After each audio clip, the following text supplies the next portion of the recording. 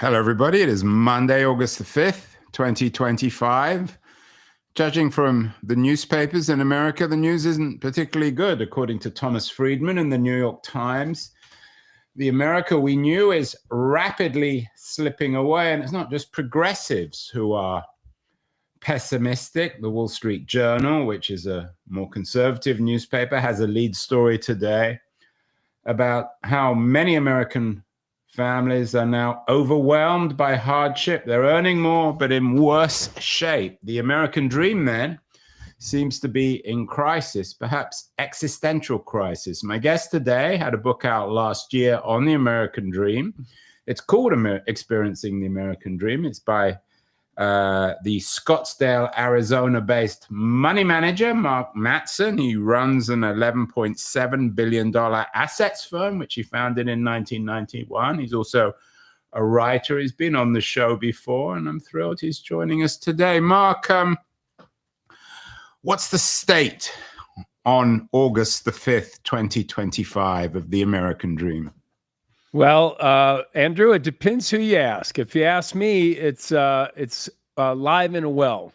So, a couple things about the American dream. Traditionally, when people think about the American dream, they're thinking about material things. Hey, I got this house. I'm going to get a house, a white picket fence, 2.5 kids, 2 cars in the garage, retirement at 65.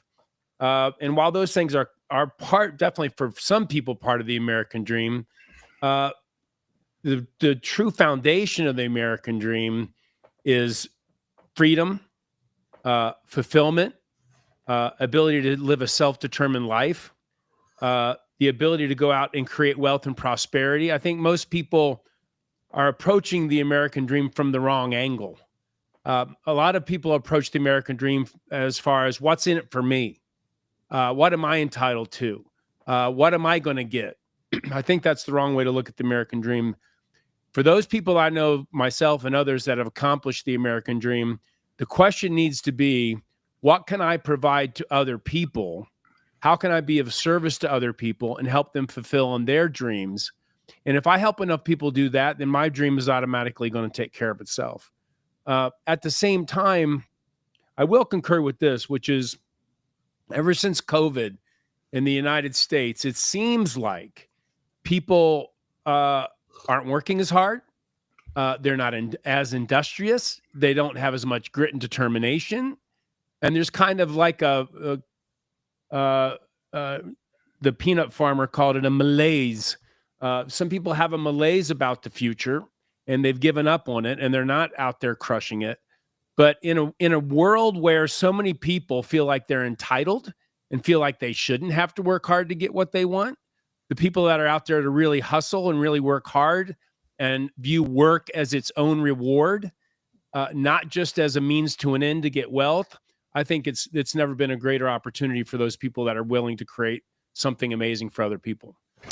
So let me try and parse what you're saying, Mark. It seems to me as if you're suggesting that some of these stories about how American families are being overwhelmed are slightly exaggerated. People are, to interpret what you're saying, maybe a little lazy, a little entitled. People need to work harder and be more focused, and also be willing to give back. I'm not sure if those two things are contradictory or whether they go together. Is there then this malaise? Is that the biggest problem with the current American dream culturally? Well, yeah. So the thing about the American dream, and I talk about it in the book, is that it's a way of seeing the world that empowers you to take action that you would never be able to take action on your own. When I was growing up, I grew up in the hills of West Virginia, in the hollers there, and we really did have abject poverty. My dad grew up, we had meat one day a week on Sundays. We usually had chicken. Other than that was beans or potatoes. He grew up in a shack, rather railroad. In the winter, the rats would come in the house to try. So those were one of the legendary hollers. You probably were a neighbor of J.D. Vance, were you? Yeah, right. He was in Ohio, and I was in West Virginia. And so there was true destitute poverty. You know, when I had my first job, I was cleaning dog kennels. I was shoveling snow for people. I was cleaning dishes to get through college. My father told me, and it's the mindset that can create wealth and prosperity for you today. Number one, nobody owes you anything, and he beat that, you know, not physically but emotionally into my mind, that nobody owes you anything that you don't earn. You're not entitled to anything. No one's going to give you anything. You have to work to earn it. Number two is you have to provide value to other people before you're going to get wealth back to yourself. And number three, work is actually a virtue. I think a lot of people don't view hard work as a virtue.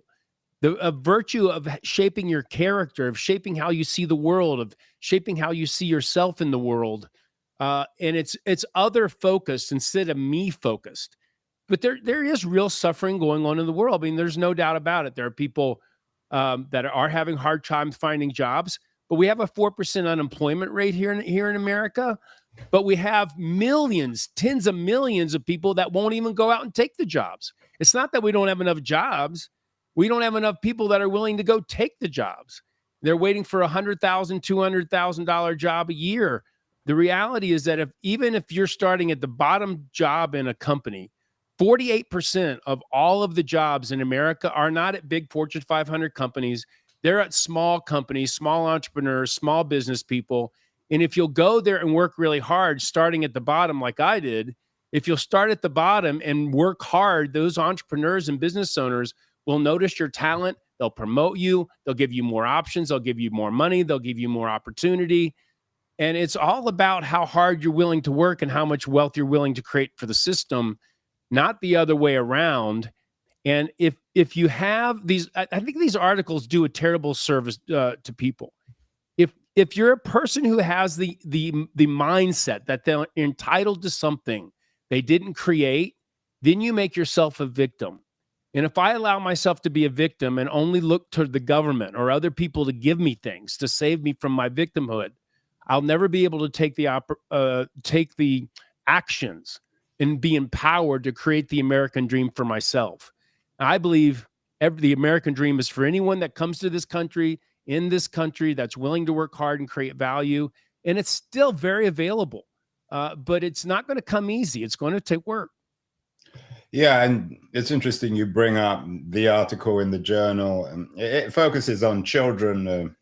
Subtitle is nearly half of the kids in the US live in households below the middle class, and as inflation and the end of COVID relief hits working parents. So it's kids who are suffering. Tell me a little bit about, and for people who are just listening, I wish you could watch, because Mark has a huge American flag behind him. He looks like the epitome, or he's in excellent health. He's wearing a beautiful red jersey, and he's got the American flag behind him. So he is an advert for the American dream in every sense, ideologically, aesthetically. Mark, tell me a little bit about your family when you were growing up. Did you have brothers and sisters? I did. Do you have brothers and sisters? I do. I have two brothers, one that works here. We have 80 employees here at the company. He works in. This is Matson Money, right? Yeah, at Matson Money. Yeah. Is he your partner, or you just gave him a job? He's got some stock here, so he's a partner. His name is Matt, and he runs the technology department. We have a lot of technology, a lot of programmers here. That's a cool name, Matt Matson. Matt Matson, yep. I bet he has to do a lot of jokes on that. And then you said you got one other sibling? Yeah, I have another. Brian lives in Atlanta, and he's in the film and TV industry. So is that, I mean, so you've got two siblings. Your father, you said you grew up in abject poverty in West Virginia. Your father pounded the idea of hard work and agency and all the rest of it into you. Was that typical? What about the other kids you grew up next to? Have they all become wealthy money managers or movie producers living in Atlanta? No, they didn't. As a matter of fact, I came from a small town, and my dad got us out of the hollers when I was about 5, got us to Cincinnati, but we lived in a very small village called Green Hills, very, very low middle class. And when you look at the numbers, I don't know what the Wall Street Journal said, but one of the raps on America is that the rich keep getting richer and the poor keep getting poorer. But if you look at the real statistic, it's just not true. It's just not true. If you compare from 40 years ago, today we have less people in poverty than we've ever had before. We have more people moving up to the middle class. We have the middle class is actually growing, but not just the middle of the middle class. The upper middle class is growing. And then the people that are entering the rich section of Mark, I mean, people listening to this are going to be thinking to themselves, well, what about all these stats on whatever it is, the 6 or 8 wealthiest Americans being worth more than the rest of, the 95% of Americans, the multi-billionaires, the fact that, Elon Musk might become the world's first trillionaire. Those numbers are real, aren't they? Yeah, well, of course they're real, but at the expense of alienating the liberals. The reason that they have so much money is because they provide more value than you do. The way I think there's a misunderstanding on how capitalism works. But people think capitalism is the people at the top stole money from the people at the bottom. And that's what a communist would teach you. And that's what a socialist would teach you. But in capitalism, the way that it actually works is the only way you get money in capitalism is if you create value for other people. People that buy the products and services from entrepreneurs and innovators who create something new, you may not like it that somebody's worth $1 trillion or worth $500 billion, but but you still want the cell phone, you still want to go to Amazon, you still want the Tesla. Well, the reason that they have money is because they provide something you want. They provide something of value. And as long as they provide something of value that the consumer is willing to spend money on, then you're the one making them rich. That's not how communism works. In communism, people work and create wealth and prosperity, and the government comes in, takes it from the rightful owner, the people that created it, and then distribute it to themselves and their power base. I take your point, Mark. The American dream, though, as a concept, I think was invented in 1931 by James Truslow Adams, a historian at the depths of the Great Depression. Something has changed, though. The difference between the Jobs, the Musk, the Thiel, the Larry Ellison, and everybody else is growing larger and larger in the 30s, 40s, and 50s. The difference between in wealth between a CEO and a worker was much narrower, wasn't it? Well, what you look at Rockefeller, you look at Edison. Well, you had wealth. You look at if you had people with massive amounts of wealth, but consider this too, Andrew, the overall quality of life. So think about the richest person on the planet 500 years ago, maybe the king or queen of France or England, something like that. So they're the richest person on the planet. They don't have air conditioning. They don't have a cell phone. They don't have penicillin. They don't have surgery. They don't have artificial hips. They don't even have the internet, do they? They didn't have the internet. Obviously didn't have the internet, right? They could literally get a scratch. They didn't have antibiotics. They could literally get a scratch on their knee and die within 2 weeks from an infection. The quality of life, if you only make $50,000 a year in America, you live better than the king or queen, the richest person on the planet 1,000 years ago. It is absolutely incredible. And this is where the other thing that my dad taught me about the American dream, it's about gratitude. There are men and women that have gone out there. The American dream is based on freedom of speech, freedom of property, freedom to own your own business, freedom to own your own house without the interference from the government confiscating your wealth. If you're in America, you want to know why it's hard for people to create wealth? Look at the taxes. The marginal tax rate at 39% plus a state tax rate of, let's say, California or New York, half of everything you make is confiscated when you make it. Half. And then you pay taxes on your real estate. And then when you make a capital gain, if you do make a successful investment, then that's another 20%. And then when you die, if you have an estate, they take half of everything you make. They're taking half when you make it, half when you invest it, huge percentage when you spend it, and then half when you die. And you want to know where that wealth goes? It goes into the government, who creates nothing for anyone. And well, let's go back. I take your point. Let's go back to the idea of the American dream. When Truslow Adams came up with it, he saw it as James Truslow Adams. He saw it as a sort of social system which gave everyone the same kind of opportunity.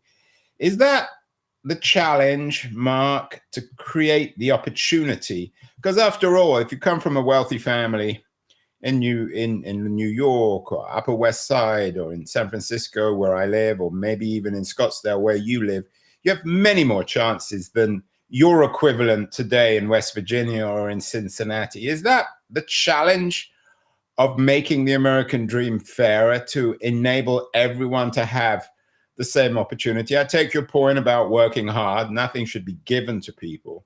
But it seems increasingly hard if you are born into one of these families that are struggling. It's increasingly hard to make something of yourself, or is that wrong? Well, I think that the myth is that if you're born rich, you stay rich.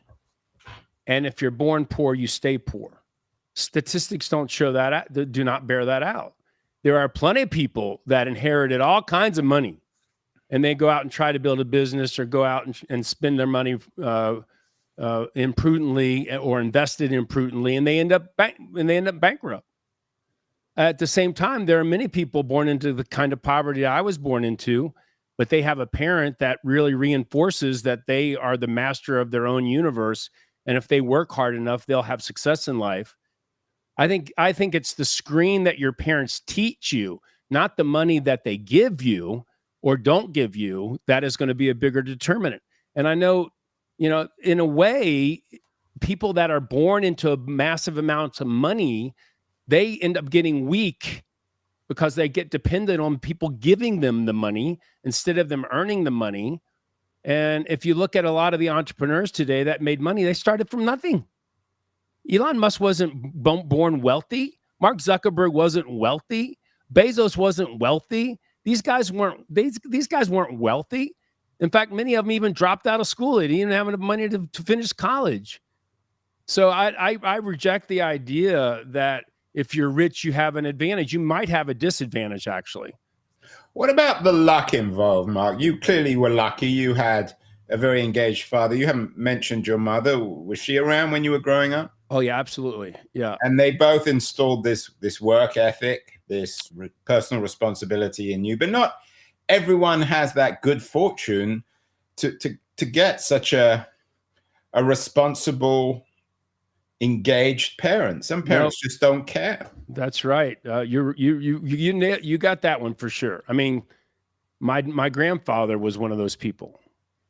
My grandfather, who worked in the coal mine and also worked in the chemical factories, who died very, very young from lung disease from both of those activities, died a victim. He was extremely liberal. He was even, and this is why I tell people, it's not what you were born into, it's what you have in your head. He was even given, very smart guy. He was even offered the opportunity to go into upper management at Union Carbide, where he worked on the line. And he refused to go into management where he would have made more money. And obviously his family would have been better off, because he said, I'm not going to work for the man. I'm not going to be one of those people. I'm going to stay here on the factory floor and work until I die. And that's exactly what happened. So it's not how much your bank account is. It is to a large extent. Now, my dad looked at that because he definitely didn't have a father that built into him. My dad looked at that and fully rejected it. By the time he was 10 years old, he was an entrepreneur 3 times over. He sold newspapers. He got up at 3 a.m. He sold newspapers. Then after the newspapers were gone, then he got out his shine box and he shined shoes. And then on Friday nights, he would go and sell cloverine salve to the coal miners as they came out of the coal mines. So he was already an entrepreneur, owned his own little teeny business by the time he was 10. So you were very fortunate. I'm guessing your kids have a more material wealth than you had when you were growing up. How do you make sure that they don't end up entitled and spoiled? That's a great question. I'm not sure I've mastered that question. How many kids do you have? I have 8. I thought you had a lot. You've been busy, Mark. Yeah, we're not even Catholic. It's something hard because when they have wealth, it does make it harder. I mean, when I was young, I would have to get up. We lived in a house that was not much more than 1,200 square feet. And then I would get up and my dad would send me out when it snowed. All the other kids were going sleigh riding and missing, getting when school was out for snow. And I would have to go, shovel their walks of my neighbors. So that you weren't happy at that. Yeah. Yeah. And most of the time they didn't even pay me. They gave me maybe a cookie. But at the same time, you'll see in families, what raised the exact same way. I have some kids that are very industrious, that work hard. They see what their dad did. They see what their family did. They see what their parents did. And they're like, I want to be like that. And then I have other kids that aren't nearly as industrious. And they're struggling. I hope they're listening. Have you told them? I have. Oh, absolutely. They know who they are. As he said, you've got an $11.7 billion asset firm. Your brother works for it. Would you let your kids join you? I mean, do you own the whole company? I do. So what's your policy when it comes to letting the family in? Clearly, you've let your brother in. Yeah, that's a great question. So I told all my kids, and I still have 2 little ones because Melissa, my wife, had 3. I had 3. We met, fell in love, we got married, and then we had 2 more together. They're younger, Gage and Liam. They're 12 and 10. But I told all my kids this, which is, my name's on the building. I'll give you a chance. But because my name's on the building, you're going to have to work harder than any of the other employees that are here. There's not going to be any nepotism. And if you don't crush it, then I'll have to ask you to leave. And I've had probably 4 of my children have worked here. I have 2 that are working here now. The other ones I've had to let go. You fired 2 of your own kids? Mm-hmm. Oh, yeah, absolutely. I just got. And they're still talking to you? Yeah. They're probably waiting for me to die to get the inheritance. But I told them, look, the business has to come first. There's a lot of employees here. Their families depend on the business working and functioning and being world class. So if you can't come into my business and make the business look bad and not carry your own weight, if you're willing to work hard, it'll be great. If you're not going to work hard, then I'm going to have to ask you to leave. And that's definitely happened. Mark, one of the most controversial debates in Trump's America is about affirmative action. When someone comes to Matson money for a job, do you think to yourself, this person came from really tough upbringing, maybe from West Virginia or Kentucky, from poverty, and that they, if not deserve a better chance, certainly I'm going to give them more of the benefit of the doubt than the kid who grew up in San Francisco and went to Stanford or Harvard? That's good. Yes. Well, here's the way I think about it. So I have this conversation with our employees frequently. What is the best way to get diversity in a company? Is it to force different ethnicities to work, or races to work, or types of people to work in positions? That's one take, not my take. Or, and I think this works better, assure the people that work here that we are making decisions about who work here based on finding the best possible person that we can find to fill that position.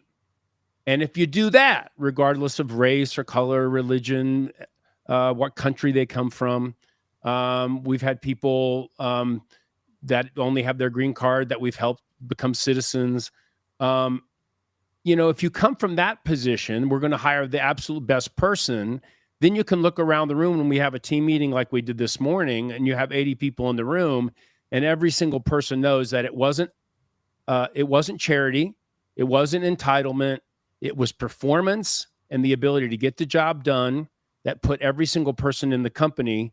And we have amazing diversity. We have incredible diversity in the company, but not because it was forced, because it was always getting the best people in the right position.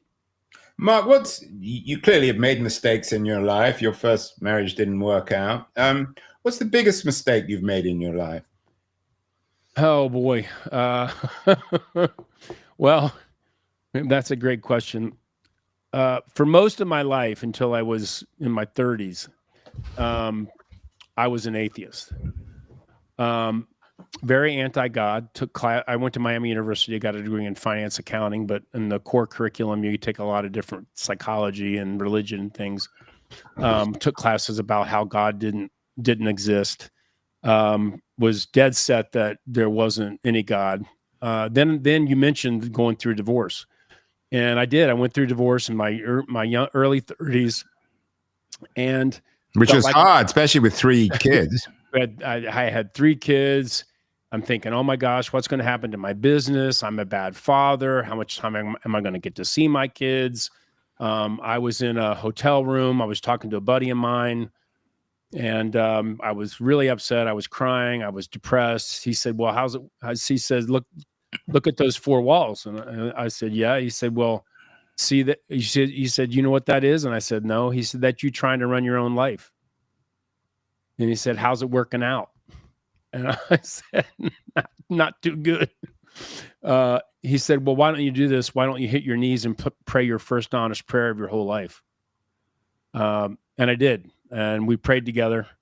And in an instant, I went from there is no God, I live in a world with no God, to I live in a world with a God. And that screen from going from alone, scared, no hope, to not alone and having hope and feeling loved and feeling, like there is a higher power and I'm not him, or it. It changed everything. It changed my whole life. And I wish I had done it sooner, but I'm glad I did it when I did it. So is the American dream, is it by definition perhaps religious rather than secular in your view? I don't think so. I think we have a way, we say that the American dream is for everybody, regardless of religion, regardless of politics, what side are you on, regardless of immigration or not immigration. I even think that the American dream is good for the rest of the world. I think the American dream, the ideals of the American dream should be spread globally because it creates a high quality standard of life and it creates freedom. I believe that human beings at their very soul yearn for freedom, not tyranny. And the freedom is the freedoms that we have here that people have fought so hard for: the freedom of speech, the freedom of property, personal property, including your own business if you want to create a business, the freedom of religion. There's a lot of, if you read the Communist Manifesto, one of the first things they want to kill off is all religion. They don't want religion. The freedom to use your money to create happiness, your own view of what happiness is. The ability to, in capitalism, we're in America, by the way, we are the most generous country in the world. We create more prosperity and more wealth and give more wealth to charities than any other country in the world. For a large country. Why is that? I think we're very caring and loving. And look, capitalism leaves gaps. Capitalism isn't perfect. It doesn't solve everything. Yes, it creates a high quality of life. But for example, there is legitimate slavery going on in the world right now. There are children that are being abducted. There are children that are being sold into slavery from their parents that are in third world countries. And those children are being abused sexually. They're being trafficked. And look, and a person with a heart, with a soul, is looking at that going, wow, if I have extra money here, I'm going to take money and I'm going to try to help people in the world that are literally slaves. And I'm going to help in most of the world. If you're born with a cleft palate, you stay with a cleft palate your whole life. For $250, you can fix that. People are starving. People are dying of malaria. I mean, there's so many great causes to get behind to help other people. And because capitalism creates capital in excess of what people's standards of life are, they look to give that money to charities and make the world a better place.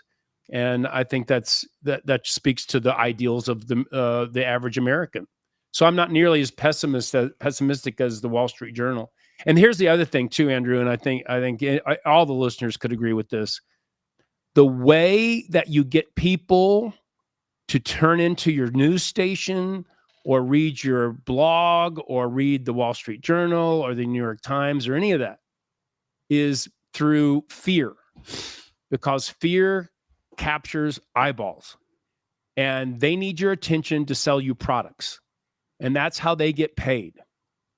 And I think that if you realize that the media is not there to help you or make your life a better place, but to actually capture your attention, stress you out, create stress and anxiety and fear for you so that they can make money off of you, you can start to read some of these bylines and headlines with a little bit of skepticism. I'm guessing, Mark, your favorite letter is M. Your name is Mark Matson. You're a money manager. Your brother is Matt Matson. So everything is M, including, of course, money. And that's your day job, is investing other people's money. You've got $11.7 billion in assets. So let's try and get some useful advice from you on the money front. What's the state of the investment? What's your take on what seems to me, at least as a non-professional observer of Wall Street, there seems to be somewhat of a boom. Are you bullish or bearish on Wall Street? Well, and by the way, my wife's name is Melissa too, so there's another M. All the M's. Well, here's the way I want people to think about investing. Investing is long term, so you're talking 20 or 30 years. It's futile to think of. When people usually say, "Are you bearish or are you bullish?" They're typically what they typically mean by asking that is, can you make a prediction here in the next 6 months, year, 10 days of where the market's going to go? And what I want investors to know is that anyone that tells you that they know with anything like certainty or probability what the market's going to do next is just full of it. Markets are perfectly random and unpredictable. All of the knowable information is already in the price today. Therefore, only random or unknowable information is going to change the price tomorrow. So anyone that, and I go on, Fox Business and I go on other news shows and they investing shows and they want to forecast. You can't forecast. Now, we know that we don't know where the next 20% is going to be up or down, but we know historically the next 100% is historically always up. So if you're a long-term investor, then you can forget about trying to predict the short term. But over the long term, you know that the markets are up. The other thing that you want to do as an investor is you want to be extremely well diversified, not just in the biggest 7 stocks, the Magnificent 7, the NVIDIA, the Apples, the Microsoft, the Amazon. You want to be Tesla. You want to be diversified into over 70 countries with over 20,000 holdings, because no one can tell. For example, this year, U.S. stocks are up in the ballpark of 3 to 6%, but international large stocks, value stocks, are up 24%. And most people miss that because they become so myopically focused just on the U.S. market. So equities long term, stocks long term, which is also the foundation of capitalism, by the way. And that's what creates all the jobs. That's what creates all the great products and services. That's what creates the returns on equities. And that's what even pays for our government. So equities are the greatest wealth creation tool on the planet, but they have to be owned long-term without the speculating, gambling, and market timing that most people try. You've introduced finally another M word, myopic or myopia. What's your take on crypto? That's the C word, of course. A lot of people are very skeptical. It seems to, the price of Bitcoin goes up and up and up. Are you at all concerned, Mark, that that's where the bubble is? Well, I'm not one to predict bubbles, but here's what I can tell you about Bitcoin. When you say skeptic, I'm one of them. You're not an owner of Bitcoin? No, absolutely not. Here's and here's why. So when you own a stock, you own a claim against a company. You own a piece of the company. When you own a bond, you own a company that's a promise to pay you back, or a government that's promised to pay you back with the ability to either tax or generate revenue. On Bitcoin, on the other hand, I think it's all based on the bigger fool theory. P.T. Barnum said there's a sucker born every second or every minute. I believe him. The thing with Bitcoin is you're not buying a company, so there's no assets, there's no intellectual property, there's no ability to earn revenue, there's no promise from a corporation or a government. So what you're doing is you're buying nothing. There is nothing there. So the only way it goes up is if someone is even more gullible and willing to pay a higher price for nothing than you actually paid. And I think it's a disastrous form of speculation. It's right up there with tulip bulbs and the South Sea bubble. When or if it busts, who knows? But I know that long term, the thing that creates value is real equity and real substance. And there's no substance or equity there. It's all smoke and mirrors. Very wise. And it's nice to have a money manager make such a common sense point about crypto. Does it concern you, though, that the banks are beginning to buy into it? The current administration or the president seems to be committed to it. Is that one way that the greater fool theory is going to only compound the bubble? I think that one would want to look to history. History might not always repeat, but it rhymes. 2008, 2009, remember the banks thought all this real estate out there was worth all this money. And there was actually real buildings, at least. And they bet on all this real estate. And then 2008 and 9, you had the massive real estate crash and the credit crash. And you had massive banks like Lehman Brothers go under, $690 billion gone in a week. And people forget how fragile the economy can be. So the fact that banks are dumping money in this, or BlackRock, the president, I supported Trump. I support many of the things he talks about. I wish he would leave this alone. This is a conversation he shouldn't be involved in. I don't think he's right about this. Number one, it's not a currency. Try to take your crypto wallet to the mall this week and try to buy something with it. It's not a currency. It doesn't have liquidity, and it's highly volatile. You can't have an asset that's supposed to be a currency that can be 40 to 50% volatile in a day. So it's not a great asset. It's speculating and gambling. It's not a currency. It would be far better off for these big banks and our current administration to say, look, we're staying away from this. We're not betting on this. And don't open a company where you can make money on the side. You be the president. Yeah, you have some real estate stuff. That's how you made your billions. It's okay to focus on that, but don't hunt down money like this. I don't like it. Well, I hope Trump is listening and watching. I'm sure he will take your advice to heart, Mark. By the way, did you get the 2008 bubble? Did you see it in advance? The real estate crash? No. Bubbles are only widely are knowable after the fact. So what do you do if the reality is that you can't predict the crash? Now, there's always somebody predicting a crash. So they'll always say, well, I was right. But if you go back through the last 10 years, they predicted 15 of the last 2 crashes because they're always predicting a crash.